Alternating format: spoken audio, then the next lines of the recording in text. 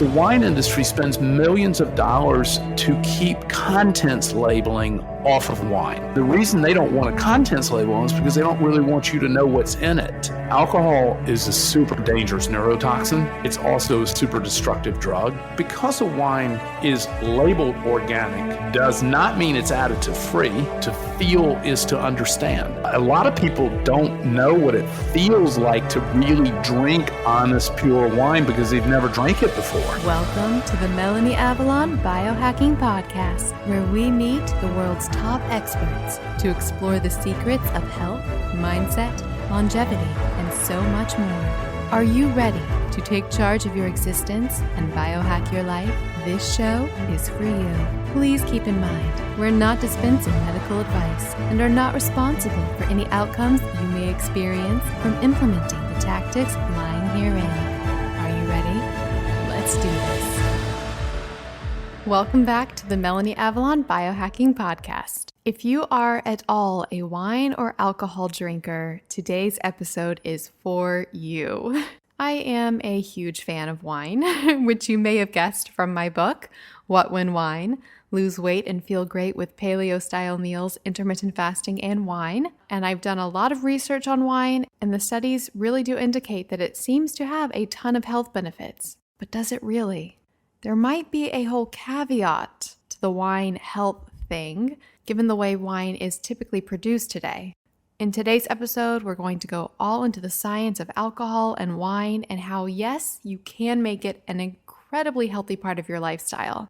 What I also really loved about this conversation is we don't just talk about wine, we also get into the ketogenic diet, intermittent fasting, and particularly meditation and the power of gratitude. And we even contemplate the concept that maybe wine's health benefits aren't entirely from its physical properties, but rather the effect it has on you emotionally and consequently biologically from that. The show notes for today's episode will be at ifpodcast.com/dryfarmwines. If after listening to this episode you are super thirsty for some low sugar, low alcohol, toxin-free, organic, mold-free, paleo-friendly wine, definitely go to dryfarmwines.com/MelanieAvalon and you will get a bottle for a penny. A few other things before we jump in. This is a Himalaya partnered show. If you download the Himalaya app, you can get early access to my podcast 24 hours in advance. I love the Himalaya app. It makes following all of your favorite podcasts so easy. You can make playlists, leave comments, and so much more. So definitely check it out. You can also subscribe in iTunes. And if you're enjoying this podcast, if you have a moment to write a brief review of the podcast in iTunes, it would mean the absolute world. It helps so much with just building credibility, getting the podcast out there, and I would be just so grateful to you for that. If you'd like to interact with me and other members in the biohacking sphere, definitely join my Facebook group. It's called Paleo OMAD Biohackers, Intermittent Fasting plus Real Foods plus Life. It's a wonderful community, and I would love to see you there. And if you're really into biohacking your health and upgrading your performance, I wanted to tell you about one of my favorite ways to do that. That is with red light and near infrared therapy. I've dug deep into the science of it, and the studies truly support its health benefits. Basically, red light works on the mitochondrial level to change the way that your cells generate energy. And when your cells are properly generating energy, everything just works better. That's why red light can seem to magically fix almost anything. Studies have shown that red light significantly improves collagen production in the skin, as well as the skin's texture and appearance. In a 2005 study with 600 patients, 90% reported a softening of their skin texture and a reduction in their roughness and fine lines. You can also use red light for targeted fat burning. Yes, I said it, targeted fat burning. That's because red light may actually break apart fat cells and make their membranes more porous so that their fatty acids leak into the bloodstream. A 2002 study of 12 patients found that applying red light therapy for 6 minutes released almost all of the fat from the targeted fat cells. A 2009 study on 67 patients found that patients lost an average of 3.51 inches in their hips, waist, and thighs from red light therapy, and this was without any changes in diet or exercise. A 2012 double-blind controlled randomized study found that spot treating upper arm fat with red light therapy made a significant and progressive effect in reducing fat. Red light can also be used for muscle composition, because we're not just about burning fat around here. A 2015 study of 30 healthy males found that adding red light therapy to their knee exercises significantly enhanced their muscle thickness and force. Near-infrared therapy is also great for pain and inflammation. It can downregulate the body's inflammatory response, increase blood flow and circulation, stimulate tissue repair and healing, and even modulate wound healing by influencing mast cells, macrophages, and neutrophils. One study found that near-infrared therapy relieved pain in patients with arthritis by 70%. And it doesn't end there. Red light therapy can support the immune system, mood, your circadian rhythm, and so much more. But here's the catch, because there is always a catch. The specific wavelength is key. When you look at the charts of the therapeutic wavelengths, it's actually not very linear. Only very specific wavelengths create these effects. And many, if not most, of the red light devices on the market, honestly, are not going to be in that targeted range. That's why I wholeheartedly love Joovv. Joovv makes red light and near-infrared therapy devices that use these wavelengths that you need to achieve all of those benefits I discussed and so many more. 2 special offers for you. If you go to joovv.com/MelanieAvalon and use the code MelanieAvalon, you will receive a free gift from Joovv. And then if you use that link and forward your proof of purchase, I will send you a signed copy of my book, What When Wine. And by the way, if you'd like even more details about alcohol and wine, including how alcohol is actually metabolized by the body, the effects alcohol has on fat metabolism, why wine may have health benefits, a guide to wine tasting, as well as 50 recipes with wine pairings, you definitely want to check out What When Wine. I put my heart and soul into it, and I think you can really learn a lot. Plus, it's got tons on paleo and intermittent fasting and so much more, not just wine. If you'd like a full list of all of the amazing products, biohacks, books, cleaning supplies, foods, all the things I love, I've been generating a very long list to all of that. Just go to melanieavalon.com/stuff-I-like, and there you will find all of the stuff that I like. All right, now enjoy the show. Hi, everybody, and welcome. So I am so excited about our guest today. We have Todd White on the podcast, and for listeners of the Intermittent Fasting podcast, you are probably very, very familiar with Todd White and his company because I talk about it all the time, and that is Dry Farm Wines. And Dry Farm Wines is just a fantastic, amazing company, and there is a reason for that. And so today we're going to go into all the details about wine and alcohol and why wine may or may not be healthy, depending on which wine you're drinking, and just so much more. So I am so excited about our interview today. Todd, thank you so much for being here. Thank you. Super excited to share some dirty, dark secrets about the wine industry. I know, right? So I guess start things off. How did you come to form Dry Farm Wine? So what's your background? Why are you so passionate about wine, about the wine industry? What led to where you are today? Well, I've been drinking wine since I was about 9 years old. So I had a lifelong kind of love affair with wine, so much so that I moved to the Napa Valley 20 years ago. And it was, I've been biohacking before biohacking was even a term. So I guess I began low carb dieting and experimentation with ketosis as we know it today, or keto, probably about 20 years ago, and experimented with low carb and was on and off, beginning with the Atkins diet. That's sort of how I got introduced to what we would know as biohacking today. I feel like that's how we all started with, or a lot of us, with the low carb. Exactly. And it was very effective for me. I was using it for weight loss, just to maintain weight. I didn't understand ketosis or any of the science about it, and neither did anybody else really at the time. So I got seriously involved in both more advanced biohacking, but in particular intermittent fasting and the ketogenic diet about 5.5 years ago. When I did, I think in conjunction with a number of other cofactors, but when I did, I found that I couldn't drink conventional wines anymore. And so I quit drinking for a while, in a period I refer to as suffering through sobriety. So I really love wine. We'll talk about what's wrong with wine and what's wrong with alcohols. I don't love alcohol, but I do love wine. And so, which is the reason that today I only drink low alcohol wines. We'll talk more about alcohol and its problems. But so I found I couldn't drink traditional wines. I thought it was because alcohol levels had gotten so high. I thought I was having, a reaction to alcohol because alcohol levels in American wines had become very high. And so I started experimenting with what I call microdosing. So I was drinking lower amounts and reducing the amount of both the wine I was drinking as well as the alcohol. Well, skip forward, I'm talking to the smartest person I know in the wine business. And I was like, I want to make a low alcohol wine. And how low can I make the alcohol and still have it taste like wine? And we had a discussion about that. During that discussion, he's like, well, have you drank any of the low alcohol wines coming out of Europe? I was like, no, I've never heard of them.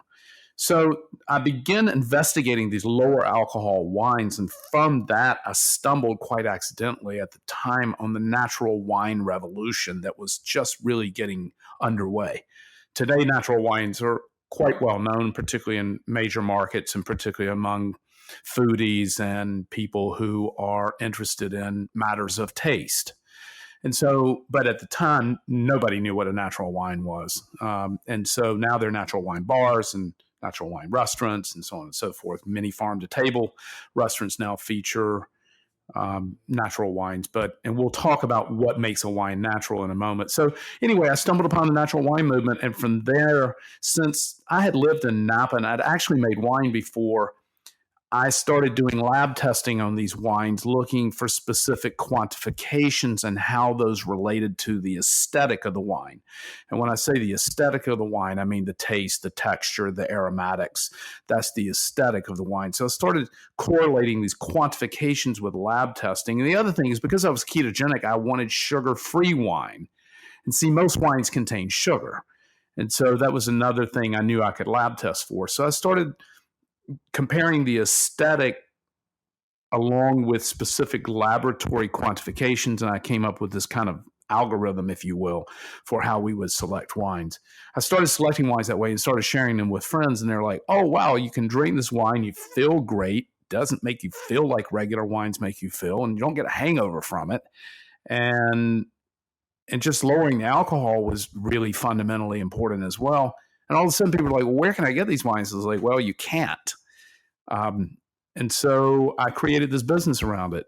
And when I started, I had no intention really of creating, quote, a business out of it. I was trying to solve a drinking problem that I had and how to drink better, healthier wines. And we can talk about what that means. So that's kind of how it all started. And that was like in 2015. I feel like that's how the best products come to be, when it comes out of, solving your own personal problem or want or desire. I love that so much. So, okay, you brought up so many topics that we can touch on. Let's touch on the alcohol levels first. No, I was just going to say alcohol levels statistically, and by the way, everything I'm going to share with you on this podcast, any statistic, any industry metrics, FDA, additives in wine, all the things we're going to touch on, they're all easily found on Google just with a simple search. So statistically, alcohol levels in wine have been rising for the last 30 years. Now, the reason that's happening is there's several reasons for it. First of all, the wine industry loves high alcohol. And here's why. Alcohol is addictive, and alcohol is a domino drug. What I mean by a domino drug is that the more you drink, the more likely you are to drink more. Higher the alcohol, more likely you are to drink more. Wine industry likes to sell wine, not surprising. In addition to that, alcohol also gives wine a density, a richness, and a boldness. Now, that's not appealing to me. That is appealing to most American and global palates, as our palates have become damaged and distorted primarily from processed foods and high amounts of sugar, right? We need bolder, richer, bigger things in order to taste them, because our palate, when you get away from sugar and processed foods and you start eating a clean, real diet, clean, real food, your palate will adjust to be more sensitive, and you're not interested in big, rich, sweet, bold things. And that's what alcohol brings to wine. And so when you remove the alcohol, you end up with a much lighter, more elegant, more really just fresh, just a cleaner taste. And for people who eat like I do, that's what they want. They don't want big, bold, rich, bigger, better. And they also don't want the negative effects of alcohol. So those include hangovers. Those include primarily dehydration. So when you're waking up in the middle of the night, right, that's generally from dehydration. Then you can't go back to sleep because, the monkey mind starts, and, you start thinking about all of these things that that keep you up at night. So when you remove alcohol, you not only end up with a better wine that tastes better, but you also end up with much fewer negative remnants from the alcohol itself. So we know alcohol in moderation, and there are plenty of studies for this, but we know alcohol in moderation is both neurologically beneficial as well as biologically beneficial, particularly for cardiovascular health. And that's moderate amount of alcohol of any kind. Now, there are health benefits imparted from wine, particularly red wines, which contain over 800 polyphenols, flavonoids, non-flavonoids, and antioxidants, right? So wine comes with special and increased health benefit, but we know very moderate doses of alcohol have been shown to be healthy. The problem is most of us don't drink moderately, right? So most of us don't have a glass of wine. We have several, right? And so it's really important to lower the inherent underlying amount of alcohol in the wine in the beginning, unless you're one of those people that can drink half a glass or a glass of wine. That's not most people, right? So our wines are anywhere from 6% to as high as 12.5%. Average American wines today are just at 15% on average. The other thing, and we're going to talk about this collusion between the wine industry and the government, particularly the politicians. There's a couple of things going on. We'll talk on additives in a moment. But alcohol stated on a wine bottle, we also test for alcohol. That's another one of the tests that we run, because the alcohol stated on a wine bottle is not required to be legal. It's not required to be accurate to be legal. The wine industry normally rounds down the amount of alcohol stated on the bottle for two reasons. One, they want you to think you're drinking less. And number two, more importantly perhaps, they pay tax. They pay federal tax based on the amount of alcohol that's contained in the wine. So the higher the alcohol, the higher the tax. So what is the exact legality around it doesn't have to be accurate? They can what can they round to? Well, it can be as much as 1.5% different than what's stated on the bottle. Now, there's a reason for that. The reason was that this law, like most alcohol laws and many laws, is just written a really long time ago. So these alcohol laws, the only oversight that the federal government has on wine is taxation and also its labeling laws. So the TTB, which is Trade and Tax Bureau, which used to be the, before Waco, it used to be the ATF. So, they govern the labeling of wines. That's the only thing the federal government does. Everything else associated with alcohol sales are administered at the state level, except for labeling. The reason that the labeling is allowed to be inaccurate is because in the 1940s, when these alcohol laws were written at the federal level, alcohol testing protocols were not accurate from lab to lab, right? And so in order to accommodate for this variance that might show up from lab to lab. Now, that's no longer the case today and hasn't been for decades. Alcohol testing is very precise from lab to lab. You'll get exactly the same alcohol percentage in any lab that you test because it's very precise science now. But at the time, it wasn't. And so they were allowed to have this variance. But the problem is that the wine industry doesn't want that updated for the two reasons I've already explained to you. So the wine industry spends tens of millions of dollars in lobby money. See, in Washington, because that's how you get things done in Washington, is you pay for it. So the other problem with wine that relates to this collusion between the wine industry and the government is the additives in wine. So there are 76 additives approved for the use in winemaking.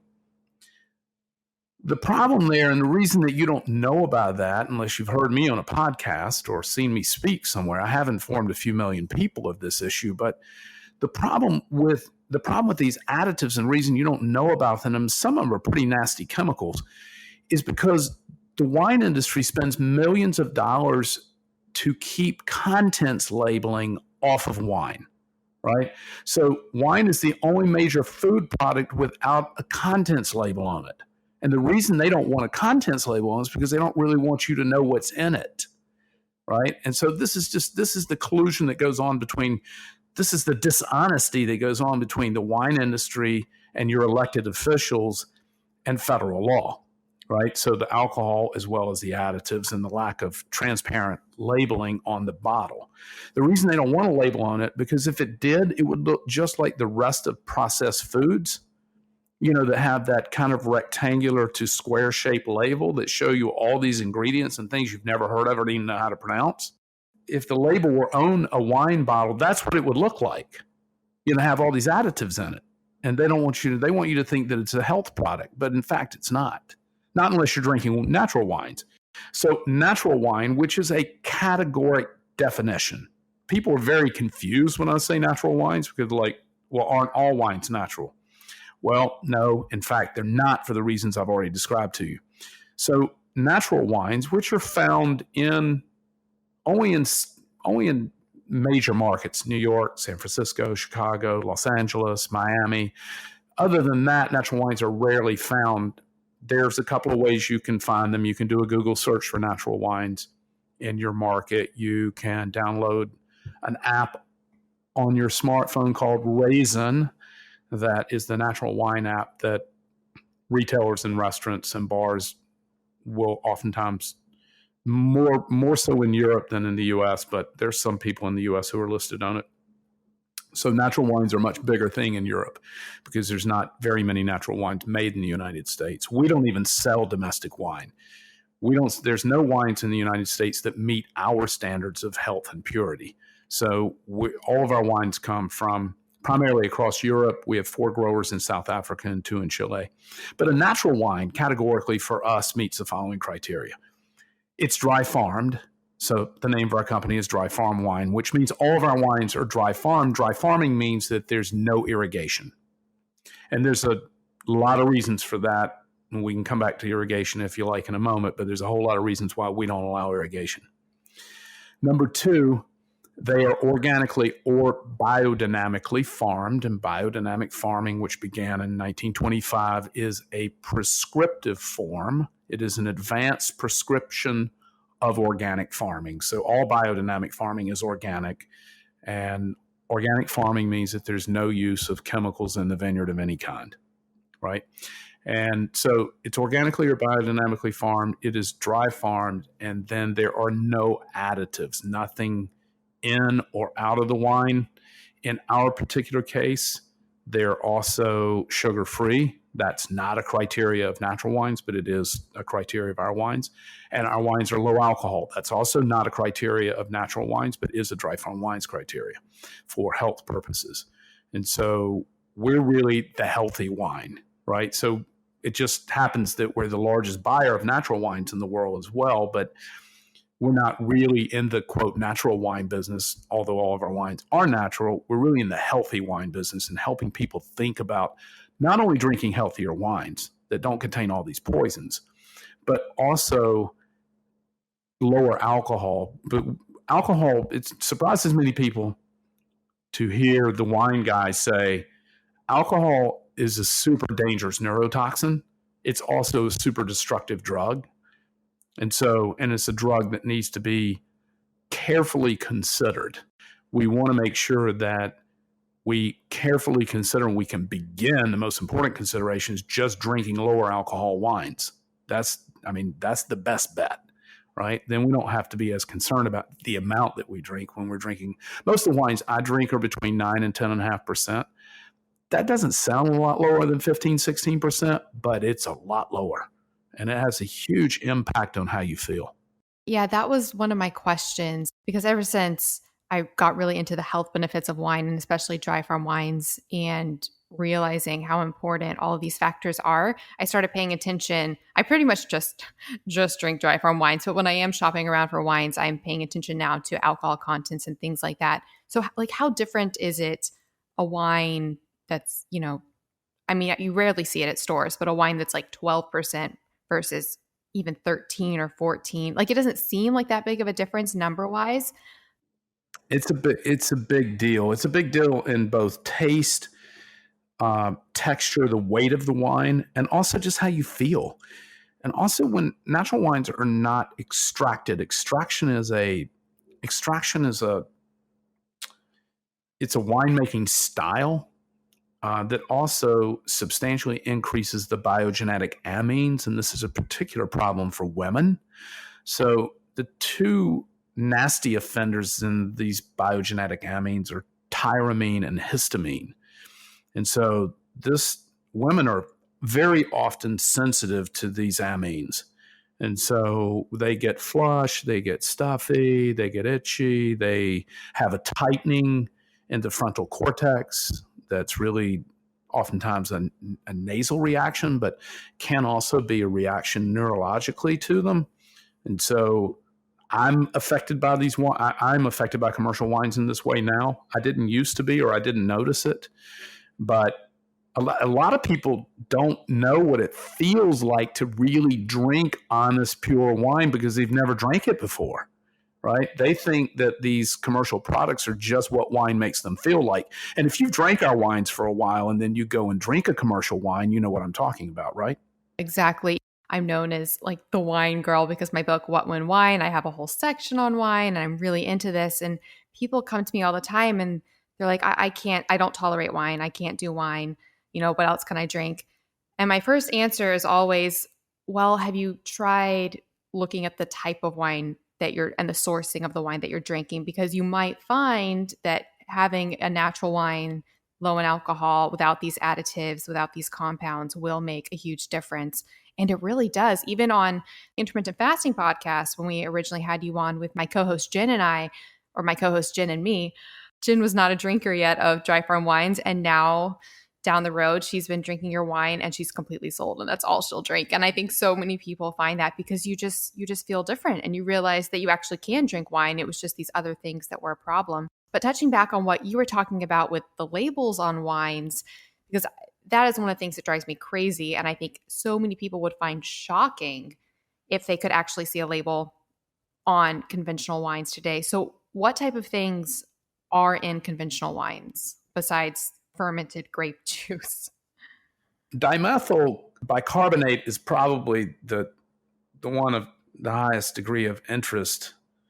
It's manufactured under the brand name Valkyrin by a lab company.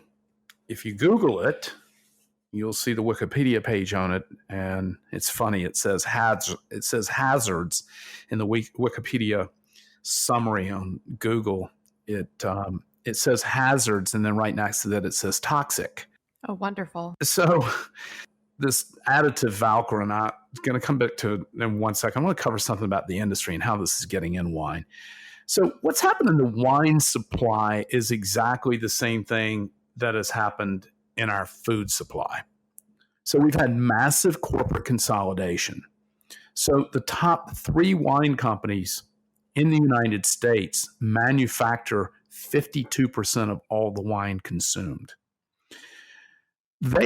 You don't know that because these very, very clever multi-billion-dollar marketing organizations are run by a bunch of really smart people, right? And so they hide behind tens of thousands of labels and brands. Now, the top 30 companies in the US make over 70% of all the wine. And again, they're hiding behind thousands, tens of thousands of brands and labels. So you don't know that this wine is really coming from these massive, massive wine factories that are located in the Central Valley of California. And so even there's some some healthy fitness-oriented marketed wines out there that are also made in these factories, right? And so again, without truth and transparency and labeling, even fitness wines that are marketed to be healthy are also made in these same factories. But, it's marketing. So just because a wine is, positioned to be healthy doesn't necessarily mean it's true. But most wine is made in these massive factories. The marketing organizations, these multi-billion-dollar companies, want you to believe that you're drinking from a farmhouse or a chateau. That's how they kind of sell the wine through these stories. Or as an example, I live in Napa Valley right behind Robert Mondavi Winery.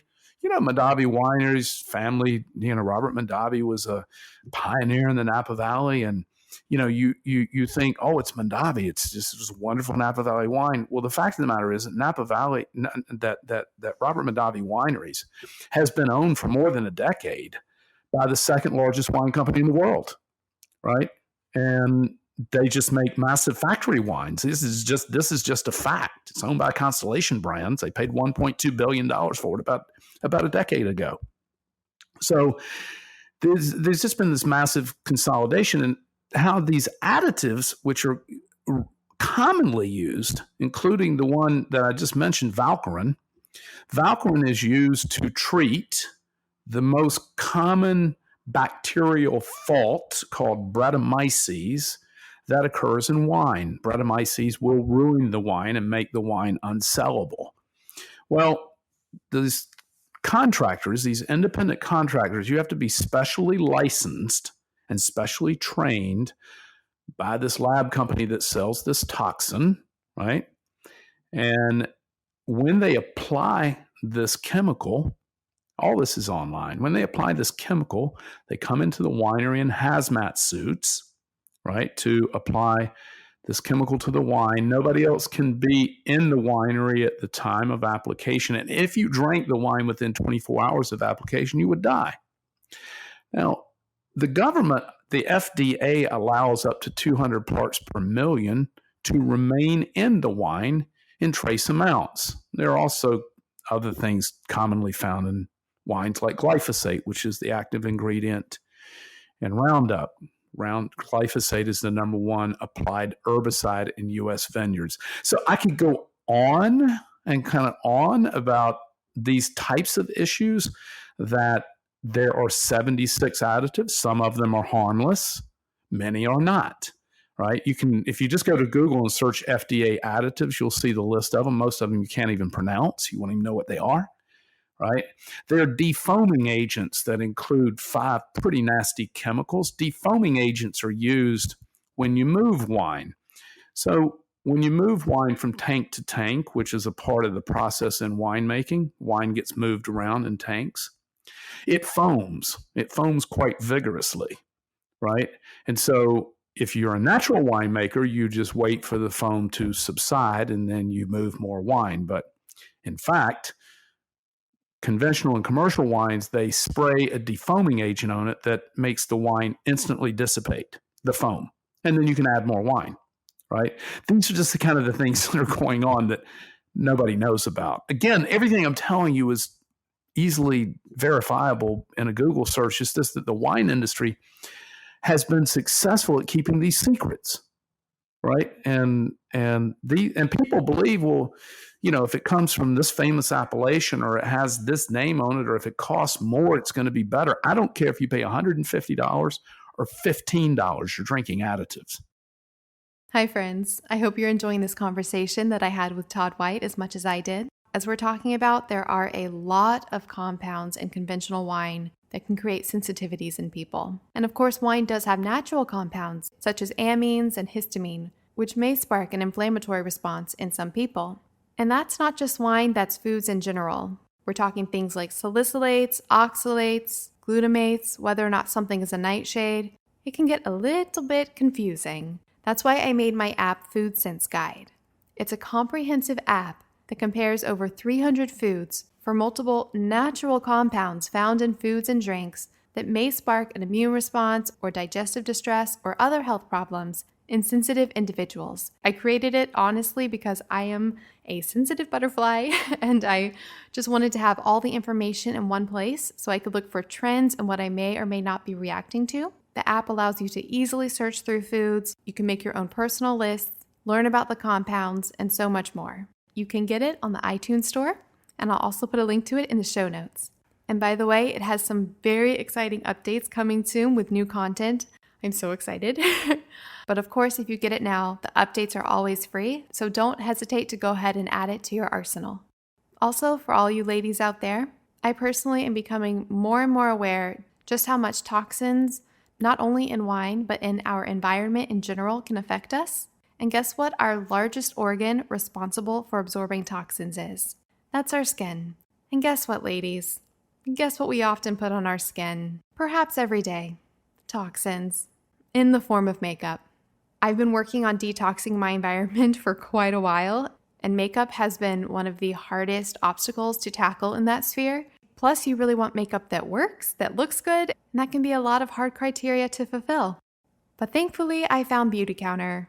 They're amazing. They make wonderful, health-supporting, non-toxic makeup that actually works and actually looks amazing. My personal favorite thing is they actually test for heavy metals, and that is huge, especially because a lot of makeup, which is marketed as healthy, being mineral-based, for example, is actually very high in heavy metals, since heavy metals easily reside in those source materials. Lead, for example, is a particular problem. And did you know that our bodies often store lead in our bones? And the half-life of lead in our bones is estimated to be 15 to 20 years.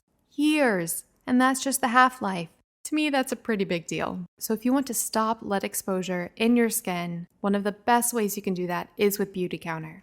So just go to beautycounter.com/MelanieAvalon to shop for non-toxic makeup. And if you do use that link, you'll receive a free Beauty Counter gift hand-selected by me after you place your first order. And they've also got amazing skincare products as well. So now you can enhance your natural beauty with non-toxic makeup. You can raise a healthy glass of wine as you continue to embrace the wonderful experience that is our lives. All right, now back to the show. Yeah, and we also know, especially with things like glyphosate, how damaging it is because of how it's water soluble and it just saturates, the environment and then, our cells and our bodies as well. And I haven't personally researched this, but now I'm just thinking aloud. I'd imagine having all these compounds in the format of wine, being a drink, being water, and then having that alcohol as well. Drinking it in that form must make it very potent and saturated by our cells, I'd imagine. Well, alcohol, there are only two things in wine other than the polyphenols. That is an inherent benefit, and there are more polyphenols in the red wine than white because they are increased from their contact with the skin and grapes, which is how red wine gets its color when you make wine. And we'll talk about sugar in wine in a moment because the fermentation process kind of to cover that and how wine becomes sugar-free and how sugar gets into wine, because that's something is a big concern to us. But when you make wine, the way red wine gets its color and the reason it gets an increase in polyphenols is from the contact with the skins during the fermentation process or the maceration. So when you squeeze the juice of a red wine grape and you squeeze the juice from a white wine grape, they're both clear. How red wine gets its color is that the skins, after the juice is pressed, is added to the tank with the juice, and then it macerates for some period of days to weeks. And that maceration period is how red wine gets its color. That's one of the ways it gets its color. The other way is from the use of the most popular color agent called Mega Purple that's manufactured by Gallo. Gallo is the largest wine company in the world, and based in the Central Valley of California. They began in Sonoma County, but their factories are all in the Central Valley. So Mega Purple, I don't know if you've ever experienced drinking red wine or seen other people get purple lips and purple teeth. That's generally coming from color agents. Natural wines will not stain your teeth or your lips. I am having an epiphany now because I remember the first time. I mean, because I knew now about Mega Purple, but I remember the first time I was with a friend out at a bar, like shortly after turning 21, and her teeth turned so purple, and I was like, "Wow, it's really crazy that the wine could do that." It must have been those dyes. Mega Purple is commonly, I can taste it, I can smell it, but most people can't. I just happen to know what it tastes like, but it adds a density and also much darker color to red wine. So Americans believe the darker a red wine is, the better quality it is. There's no truth to that, but that has led to people using color agents to make it darker, right? And so the other way it gets darker is extending the extraction of maceration. So the longer the wine soaks in the skins, the darker it will get.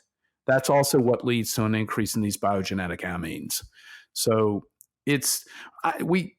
women all the time. We do 100, we're the official wine for 117 health and performance conferences this year. Many of them you would know, like Paleo FX or Bulletproof or JJ Virgin. All of these conferences, we're the official wine for everybody in the health field. And women all the time, every single every just out all day long, come up and say, or during tastings, they're like, "Could I try your white wine? I can't drink red wine." I'm like, no. They'll say, "I like red wine, but I can't drink it." I was like, no. You can drink this red wine. Trust me. It won't have any of the negative effects that you're used to with red wines. I know, thousands of people have experienced this, women in particular. And so try the red wine, and then the next day they come back and they're like, "Oh, wow, I had like 3 or 4 glasses of that wine. It was great. I felt great. I had no adverse effects that I normally have from red wines." So wine is only, other than the polyphenols, wine only contains ethyl alcohol and water, right? So whatever the alcohol percentage is, if it's 10% alcohol, it's 90% water. Right. And when you mention the water solubility of glyphosate, that's really interesting because it's speculated. There are 2 studies, one done by a group called Moms for a Better America. That was about 5 years ago. And another study that came out this year where wines across, I don't remember who did the study this year. It was recently posted around on social media, but wines were tested from several appellations across California, and 100% of the wines tested came back positive for glyphosate, both organic and non-organic wines. The reason the organic wines are thought to be testing positive for glyphosate is because it's believed that it's coming in through the irrigation, right? So they don't know this. This hasn't been proven, but it's believed that because more than 99.9% of vineyards in California are irrigated, in the U.S. are irrigated. There's virtually no dry farming in the U.S., which is one of the reasons we don't sell domestic wines. There are several reasons, but that's one. Because the way glyphosate is applied in a vineyard, it's close to the ground. It's not like wheat farming. In wheat farming, oftentimes you're getting glyphosate contamination in neighboring organic farms because it's applied through the air with an airplane, with a duck, like a dust a plane that flies over and sprays the wheat. Right. But that's not how it's applied in vineyards. It's applied very close to the ground. So the concept of really having overspray into a neighboring organic vineyard is very low. So it's thought to probably be coming through the irrigation, because whether a farm is organic or non-organic in California, and most are not organic, but there are a handful that are, they're still irrigated. And irrigation, which I said we touch on for just a minute, irrigation is it has a whole bunch of problems associated with it, which includes potentially, we don't know this, but potentially this glyphosate issue. But in addition to that, it dilutes the polyphenols in red wine, because it might not surprise you when you fill a grapeberry with water.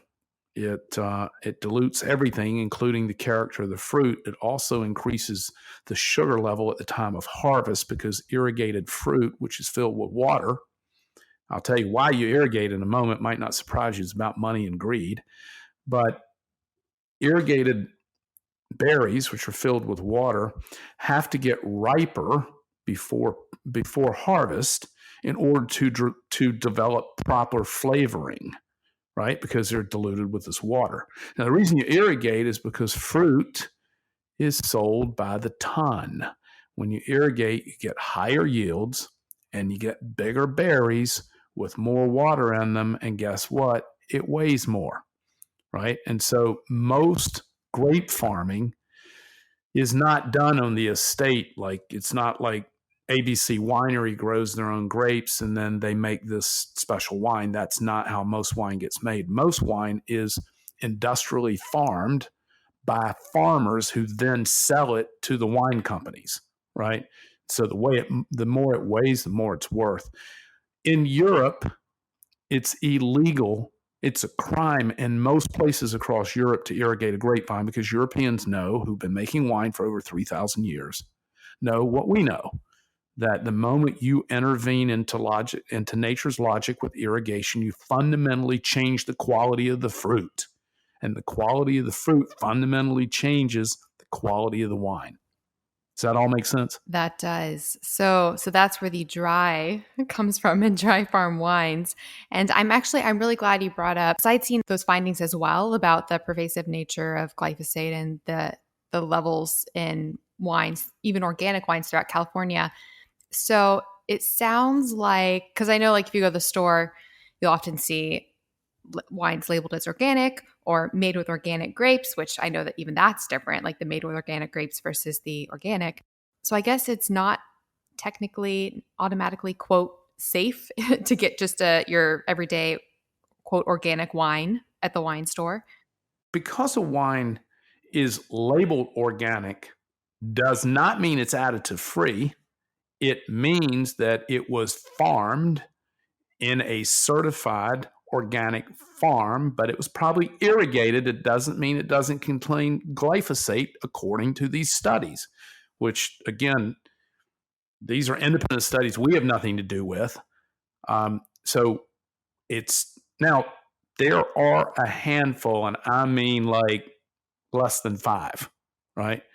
Farms in California. I'm only aware of 3, but that are both dry farmed and organic, right?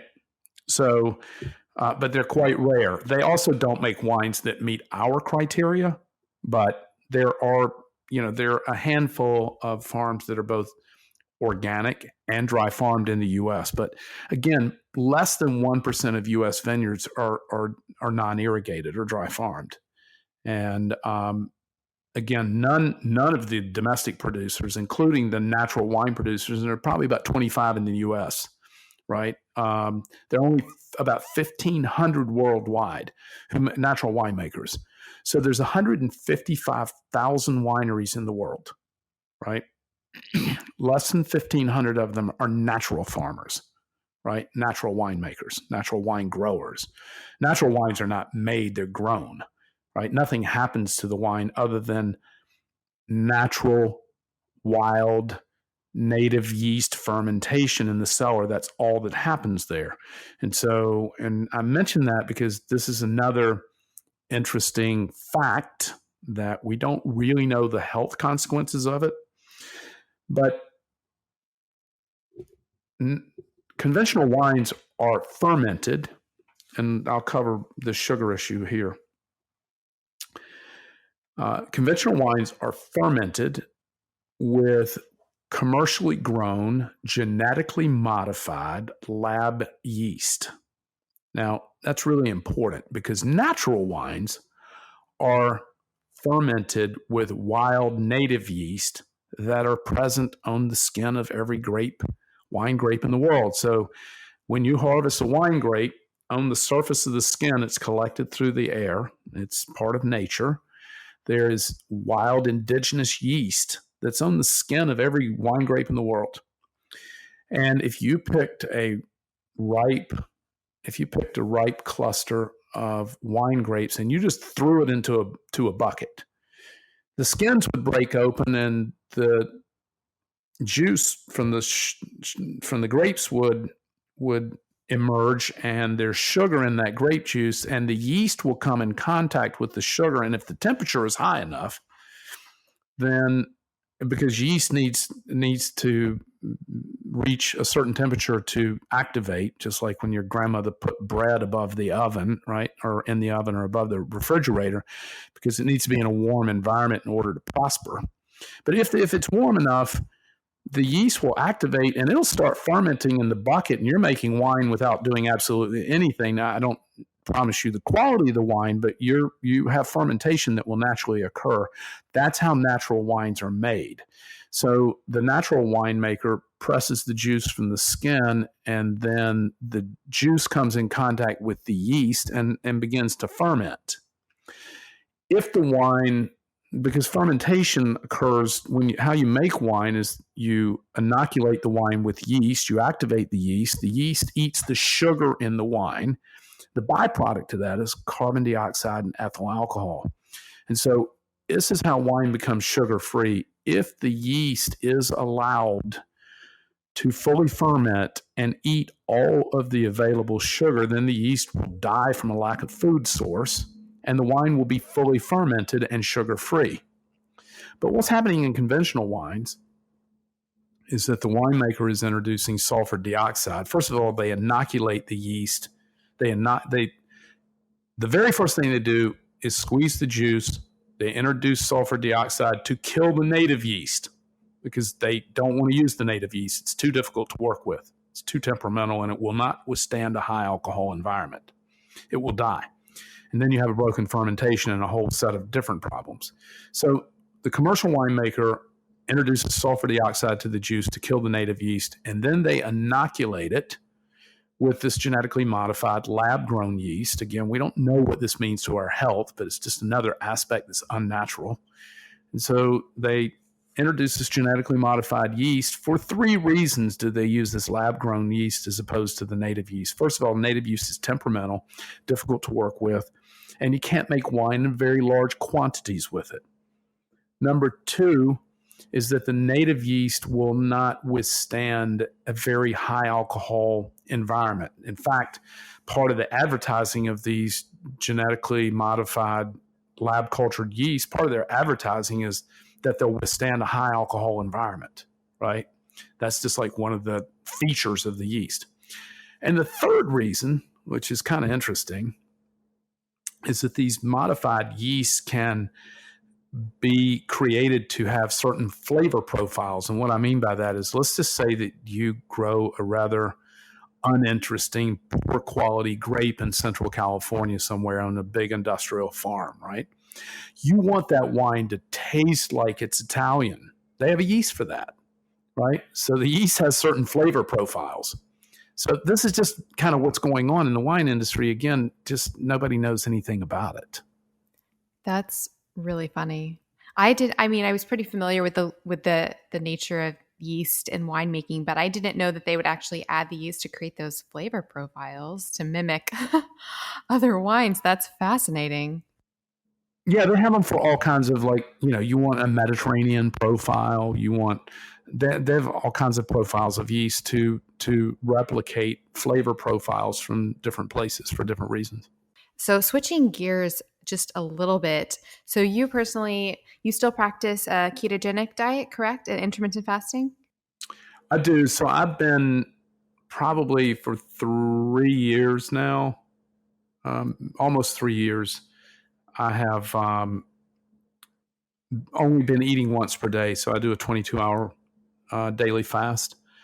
And I'm not as, I don't think I'm as keto compliant as I once was. I kind of, the primary reason is because I happen to enjoy potatoes. Potatoes are the only thing I eat off program, but I do eat potatoes from a couple times a week. The thing is, because I only eat once per day, though, I end up back in ketosis no matter what I eat. Well, I don't eat anything crazy, but let's just say I have some French fries or something, which I just happen to like. I used to not eat potatoes at all when I was strictly keto and really, really just like fanatical about it. But because I only eat once a day and I don't eat too far off program in the first place, even if I do eat off program, let's say that I eat, a good bit of potatoes, I can eat a little bit of potatoes and it won't take me out of ketosis. But if I eat enough of them, it will. And let's just say that I do, I'll be back in nutritional ketosis, which I consider to be 0.1 millimolar by 2:00 the next afternoon, 3:00 in the afternoon. Now that's not nutritional ketosis; it's from starvation, right? But the effect is the same. So largely I'm in ketosis. I'm not quite as fanatical about it as I once was. I experiment with different things, but off program potatoes are the only thing I really eat. Other than occasionally. I travel in Europe a lot. I'm in Italy a couple of times a year. Occasionally there, I'm eating with people in their homes. Oftentimes eat with family farmers in their homes, and where pasta is commonly served. And so I do eat pasta a few times a year which is my only real intake of flour. I do eat pasta a few times a year simply because the Italians, oftentimes a language barrier. They just wouldn't understand that I don't eat pasta or flour. That just seemed very bizarre to them. And they certainly wouldn't understand what a ketogenic diet is. So, to make a social accommodation, when I'm traveling, I sometimes eat a little bit of bread or pasta for that reason. But other than that, I'm pretty keto. Yeah, I may feel like a lot of people have that experience where, they go through periods of more intense ketogenic diet adherence, and then they oftentimes gravitate to more either with intermittent fasting, creating a sort of metabolic flexibility where they're having carbs but still getting into the fasted state during the day, or doing more of a cyclical ketosis, or having, carbs a few times a week. So I think it's all just about finding what works for you. So what have you found though in general with your experience with ketosis and ketogenic diets and wine and alcohol, how wine and alcohol affects ketosis? And would it matter if it's, normal wine, I say normal, but, conventional wine versus like dry farm wines, for example? Well, here's the thing. I seem to be, and this is in part because I only eat once per day. I think I seem to be more sensitive to alcohol. Also seem to be more sensitive to alcohol as I'm aging.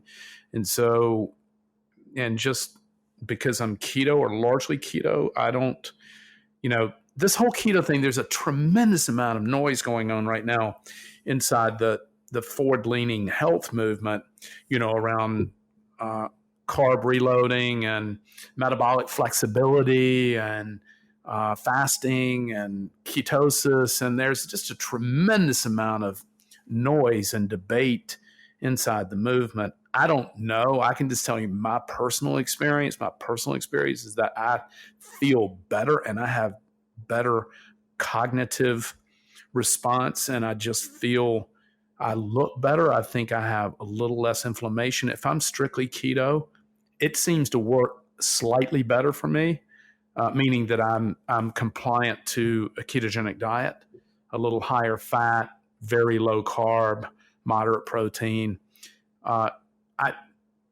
Sometimes I get bored with it, although it's a luxurious diet. Sometimes I get a little bit bored with it. I do eat less fat today than I used to. So, I don't drink, a fatted coffee I find when my fat intake, particularly of saturated fat, not so much olive oil.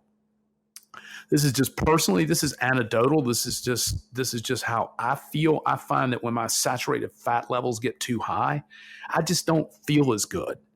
And it has to do with my lower GI. I just don't feel the same. I don't feel as good. So I've kind of cut back a little bit on high intakes of fat other than olive oil. I do eat a lot of olive oil, but I have cut back a little bit. I'm thinking cut back from where I was when I was fanatically ketogenic, like the first few years when I was just like, thought it was just like the best thing since, since they paved the streets, I was just like super into it and super into experimentation around it. So I find I've just become a little bit more moderate. I don't eat as much fat, and personally I feel better, but everybody's different. The thing is that when when I think about biohacking and diet, and when I think about that, I like to reference the proverb, to feel is to understand.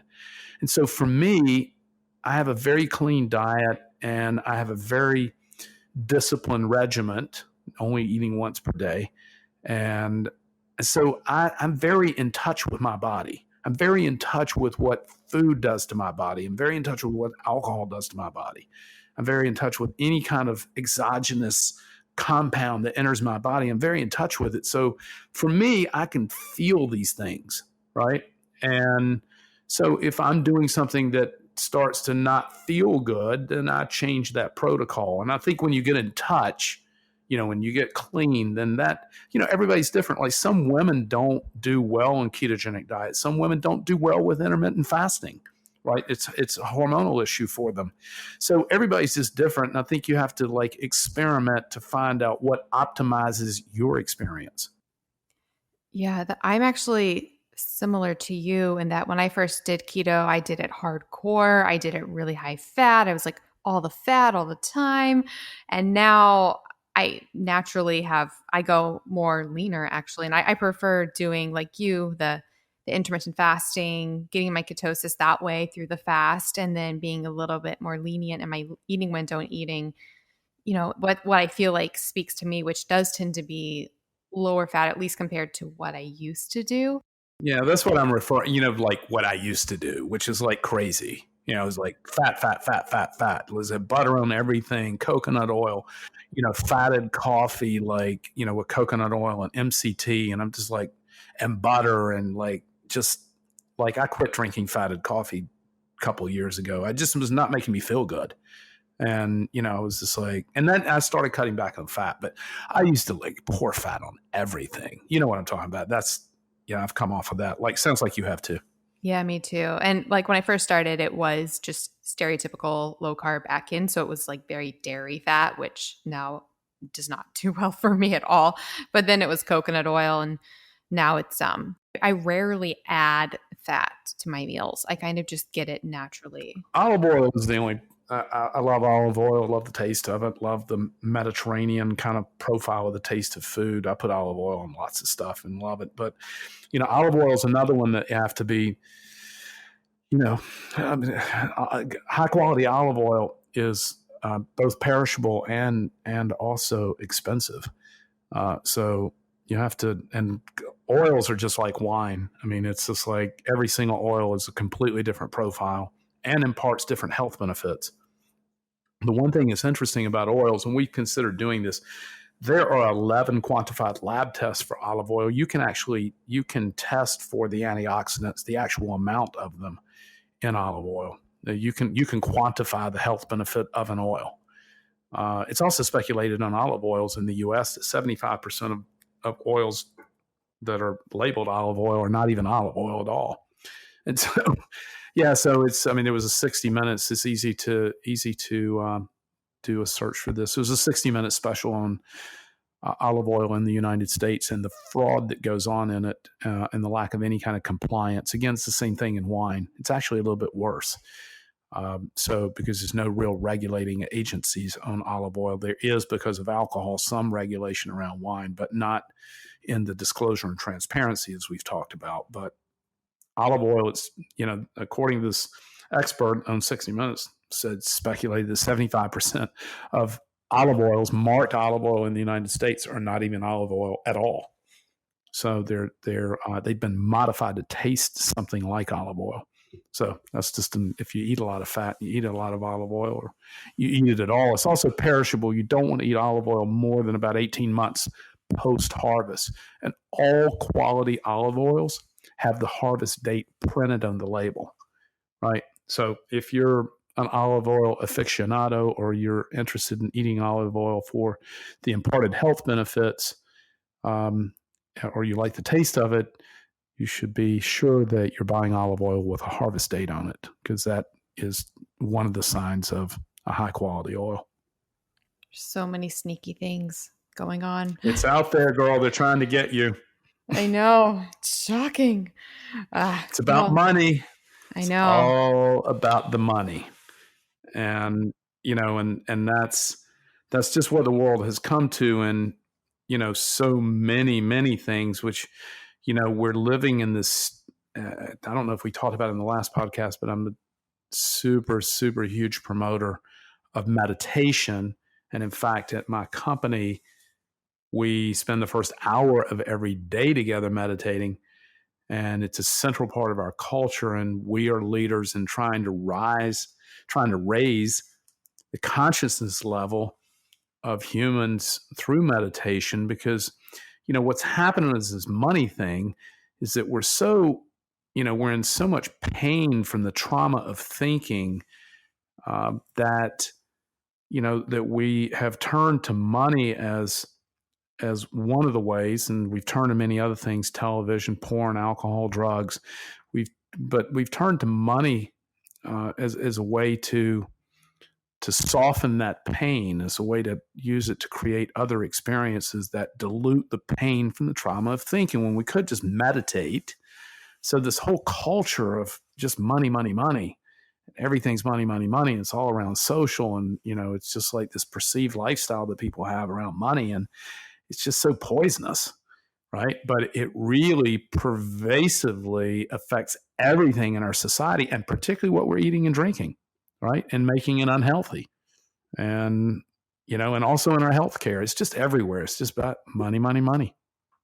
So if you're not meditating, I really suggest that you get some quiet time. I'm so glad you brought that up. That's becoming more and more my increasing focus is meditation, the mindset. Actually, when I ask you the last question before we go, you'll see how much it's been influencing me. But that's wonderful to hear. I love that you have that going in your business. Man, if every business did a practice like that, I mean, that could change the world. It really could. Well, yeah, it absolutely would. The problem is, people. So we don't meet until 10 o'clock, and from 10 to 11 o'clock every day, my staff of 27 people meditate, right, for an hour, and some other gratitude practices. But it's an hour and 15-minute practice. So we don't actually start creating, we don't start adding value to the world until about 11:15 or 11:30 in the morning. And most businesses would never do that. They would say, oh, it's way too expensive. We need these people working. Well, what I'd tell you is that we then close between 5 and 6 in the afternoon. So we're really only open about 6 or 6.5 hours a day to create, right? And we don't like to think of what we do as work. We think of it as creating value. So we start creating around 11:15 or 11:30 in the morning. And the reason as you know, I was a few minutes late to start recording this podcast. And the reason being is my staff had not sent me the contact information for me to dial into you. And they were in meditation, right? Until about 10 after 11 when I dialed in, because I'm down at the beach. I'm in Santa Monica and they're all up in Napa. So I didn't have any way to contact anybody, right? And so companies would say, oh, well, we got to have all that time for productivity to get people working. It's just like, you know what? When they start the day at Dry Farm Wines, they're starting in a moment of peace, and they're starting in a very high tone of a high vibration of creation, right? And so they're going to actually get more done in the same 6 hours that you were running people 8 or 9. They'll get the same amount done or more, right? It's just it would just be with a peaceful mind. all right, and an open heart filled with love. And that's going to translate in every way possible in the vibration level in which we create. Does that make sense? No, that makes sense completely. I am so on board. I'm going to circle back around to it for the last question. Nice. Before that, I wanted to ask you a few really quick questions because I been reaching out to listeners and readers just in my general audience because I said I was having you on. So I had a few quick questions for you about dry farm wine specifically. So a lot of listeners and readers wanted to know about your availability beyond the US. Do you ship to other countries? We will begin shipping to Canada sometime later this year, some of the next few months, but we do not presently. We're considering opening Europe because the wines are already there. We're about to open an office in Amsterdam, and so we're considering opening. We run an import company because we bring these wines. Normally, a natural wine retailer, which is what we would technically be considered, although we're an online wine club, but under the category, we're really a natural wine retailer. Most retailers get their wines from importers. We import our own wine because of the volume that we buy. And so we have operations in Europe now. We don't have retail operations, meaning we don't sell wine online in Europe yet, but we are opening an office in Amsterdam. And so it's very likely that sometime that later this year or next year, we'll probably start shipping wine in Europe. Okay, so there's potential for the future with that. That's fantastic. Another reader/listener wanted to know, for those who did not have access due to their location, if you would ever consider creating a list of approved wines or a list of the wines that you do export. Her quote was, quote, "I would pay for a curated monthly list." Do you create anything like that?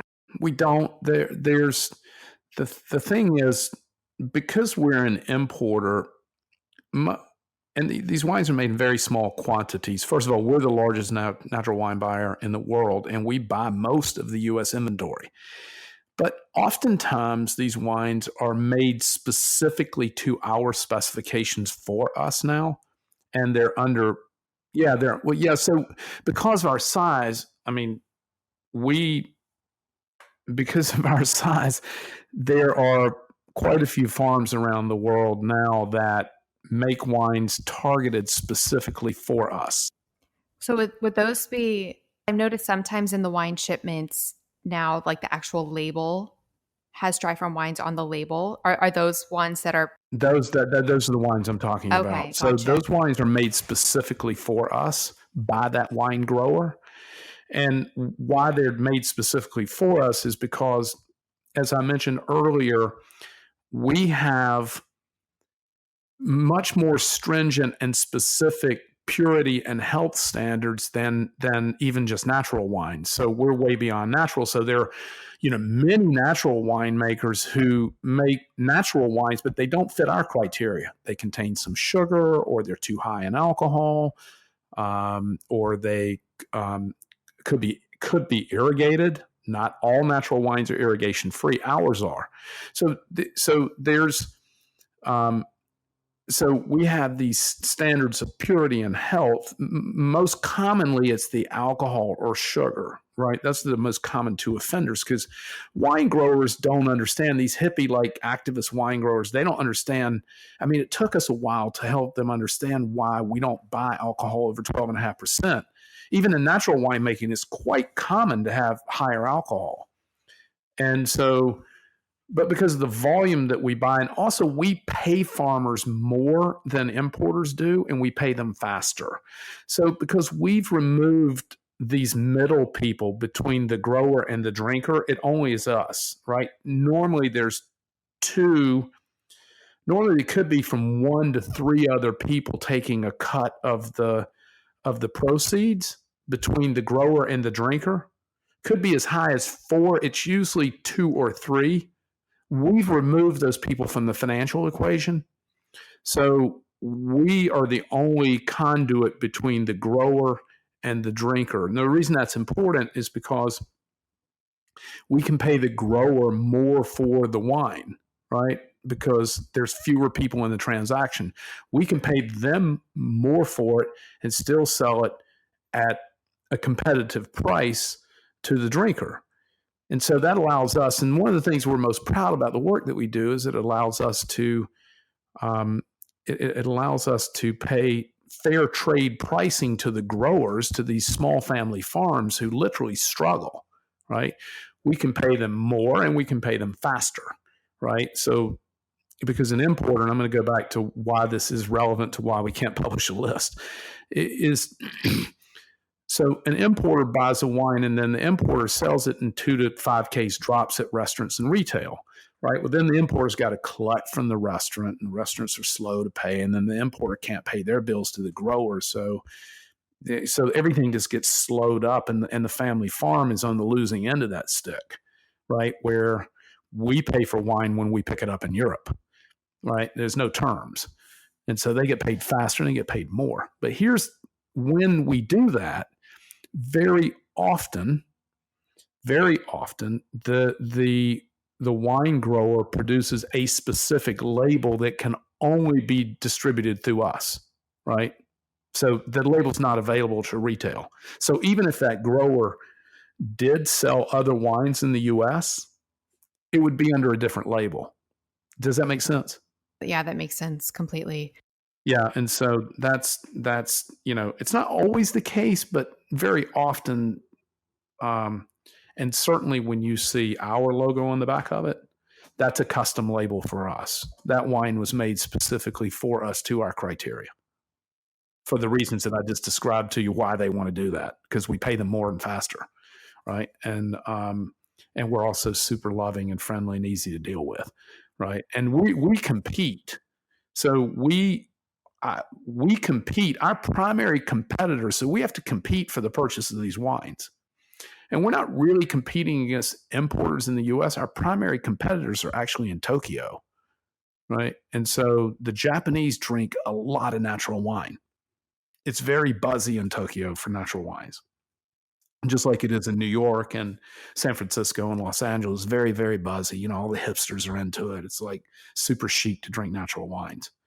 And so that, so we have to compete in a global marketplace, primarily with these 2 importers in Tokyo. We have to compete to get these wines. One of my favorite things about dry farm wines, I love how with the shipment, you do get this just, random assortment of wines that it's wonderful because I get to try all these new varietals that I wouldn't necessarily try. And it kind of like breaks you out of what you may be accustomed to. So I love the variety and trying the new wines, and it's just absolutely fantastic. It is a lot of fun because these are, you're drinking grapes like Schiava or Pinot Meunier or Ploussard or Trousseau, or these are all these native ancestral grapes that are quite rare that you would never see in the US, right? They're grown in very obscure places across Europe. And they're these ancestral vines that are, average age 65 years, but some over 100 years old, these vines. And so it's, the problem, what happens in the United States is that grapevines are replanted about every 14 years on average, because once a grapevine gets to be 15 or 16, 17 years old, the yield decreases substantially. And so, but what Europeans know, and what we believe, is that older vines produce a better character of fruit that has more soul and interest. And so so natural vines are usually, on average, our average age is about 65 years. But so these are oftentimes usually also multi-generational landowners who've been farming for multi-generations. So that's, but grapevines in the US are replanted about every 14 years on average because of the significant decrease in yield as a vine ages. And they're just more difficult to maintain. So they're not as sturdy, not as hardy in that way. So, but no, we don't produce a list. And one thing we are coming up with, and this, you'll appreciate this being drinking our wines. We are soon to release an app that will allow you to take a photograph of the label from us, and then it will tell you all about the wine, pairing suggestions, what it tastes like, recipe ideas, profile of the farm, profile of the vintage, notes from the farmer, so on and so forth. So you'll know a lot more about the wine before you open it up. Oh, I love that. That's exciting. Yeah, because when I get my shipment, I get really excited, especially if, like I said, if there's a varietal I don't recognize. And then I go and I pull up all the notes and I do my little tasting. And so that'll be great to have that app. I love that. One more quick question, and it's like a sort of completely different topic, so we don't have to go into too much detail. But besides wine, does other alcohol and liquors have things added potentially that are not on the label? Yeah, for sure. Well, I'm not an expert. I'm not an expert in spirits, but if people, but some brown liquors obviously there are many spirits that have been sweetened. They contain sugar. There's many varieties of spirits with high levels of sugar in it. There are many types of wine with high levels of sugar in it, but I'm not a spirits expert. I think the prevailing kind of thought in the forward-looking health movement from the people that I respect and follow, most of them are, recommend if you're going to drink spirits to drink tequila, and there are certainly many fine tequilas out there. I don't drink spirits, and I don't recommend that other people drink them because of my aversion to alcohol. And so alcohol is dangerous, and it is it's a pretty destructive neurotoxin. And so low alcohol wines are just my beverage of choice for alcohol. The difference is that while I'm drinking a 10% wine, spirits are 45% alcohol. And again, because I believe alcohol is destructive and dangerous, I don't want to drink alcohol in higher doses. So I don't drink spirits. That's my argument against spirits. It's not the additives alone. It's also just high in alcohol. So basically we have among commercially available choices for alcohol, we have there are four, primary choices. So there's beer. And I don't drink beer for a whole host of reasons, but the primary reason is because it contains a very specific type of sugar called maltose sugar, which goes directly to the liver and converts to fat. It's a very specific there's a very specific metabolic process with this type of sugar. So not all sugars are equal. They're processed differently by the body, but this particular sugar goes directly to the liver and converts to fat. That's the reason you see people have a beer gut. It's related to this specific type of sugar. And so I don't drink beer for that reason. It also contains gluten, but there are gluten-free beers, but they're still high in this sugar. So I don't drink beer at all for that reason. The second beverage that's available are ciders. Ciders are also high in sugar. There are some ciders that are sugar-free. We have tested them and tasted them, but when a cider is sugar-free, the austerity of taste is off-putting in our opinion, which is the only reason we don't sell them, is because we don't think they taste good. We do like the taste of cider with sugar in it. It's pretty tasty, but it's also low alcohol. But ciders that taste good, in our opinion, contain sugar. And then there's low alcohol wine, and then there's spirits. And so of all those choices, I prefer, for all the reasons I've already discussed, to drink a low alcohol natural wine. Well, you and me both. I just love everything that you're doing with dry farm wines and everything. So I will circle back now to that last question, which I said was sort of relevant. So the question that I'm ending every episode of this podcast with is, because I've realized how important mindset and meditation and gratitude and everything is, what is something that you are grateful for? Oh, girl, I spend most of my day in active gratitude. I meditated on the beach this morning next to the ocean, which is my favorite place to meditate.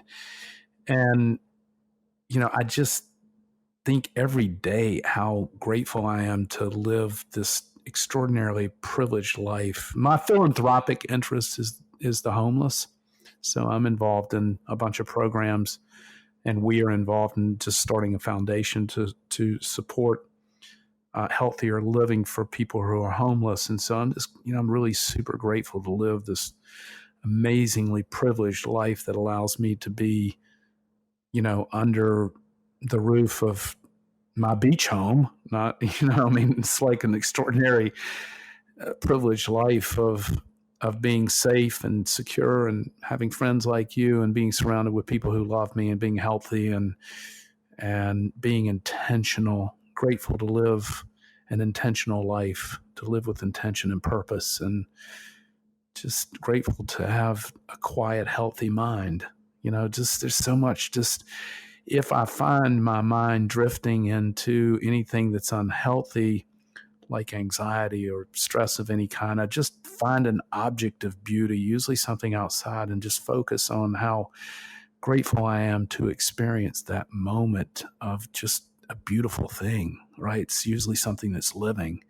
So I spend my day thinking about being grounded in gratitude and never forgetting how incredible it is to live this beautiful, fragile life that I have every day that keeps me safe and surrounded with love and prosperity and peace. Peace is the most important thing. I think when we find a peaceful life, that's really, truly something to be grateful for. That is so wonderful to hear. I could not agree more. I mean, I've just realized more and more recently, and I've been doing research on like the science of it, but how literally, the mindset of gratitude and peace and love can reverse the fear and the stress and the anxiety that, like, what that does to our bodies. We can actually reverse that with peace and love and gratitude. And it's impossible for us to be both, afraid and grateful at the exact same moment. Impossible. Light cures darkness. You can't be grateful and fearful at the same time. They cannot coexist, right? And look, here's the thing. We are wired, right? We have this fundamental need to love and be loved. And everything we do is in some way in support of that need to love or be loved. Right? Everything we do is related to that. All of our motivations and emotions are related to these two intrinsic needs. And so if we can find a way, and wine is one of those ways that brings more love into your life, if we can find a way to increase love in our life, this is something that we focus on, or should focus on, is to be grateful and to increase our exposure to receiving and giving love. And this is particularly difficult for men because they're wearing this silly mask of masculinity that they need to rip off, that was given to them as a child, that told them they needed to be tough and they needed to be, strong, and they needed to show power, right? That's the mask of masculinity that adversely affects most men. And so they're all little boys caught up in behind this mask. And you know exactly what I'm talking about.